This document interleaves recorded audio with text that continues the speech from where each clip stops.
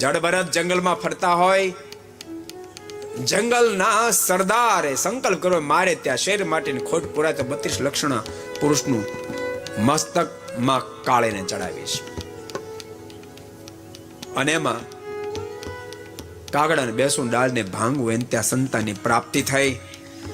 એના સિપાહીઓને કોઈ જાઓ તમે 32 લક્ષણા પુરુષ કોઈને પકડતા આવો. અને શોધતા ભરત મળ્યા છે. ભરતને ઉપાડ્યા અને ઠાકોરની પાસે લઈ જઈને કહ્યું છે કે આ 32 લક્ષણો પુરુષ મળી ગયો છે. તો કે નવડાવી દોડાવી તૈયાર કરો, એને જમાડો ને પછી માની પાસે હાજર કરો. નવડાવી દોડાવીને તૈયાર કરીને ખૂબ સુખડી જમાડી, પ્રેમથી ભોજન કર્યું. અને માં કાળીની પાસે જ્યારે લઈ ગયા છે ને કીધું છે મસ્તક ઝુકાય.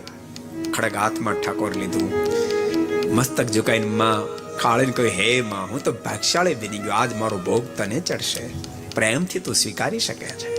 પણ માં દુનિયામાં કહેશે એક માએ પોતાના સંતાનનો ભોગ લીધો અને માં તેમ છતાં તને ખપતું હોય તો સ્વીકારી શકે છે. હૃદય થડકારો પર લેતું નથી. ભરતજીનું હૃદય થડકારો નથી લેતું, પણ માં કાળીનું હૃદય એ થડકારો સહન ન કરી શકી અને માની એ મૂર્તિ ફાટી.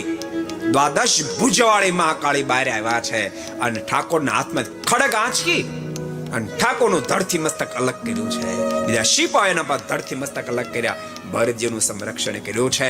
એમ શ્રીમદ ભાગવતનો 5મો સ્કંદ બોલે છે.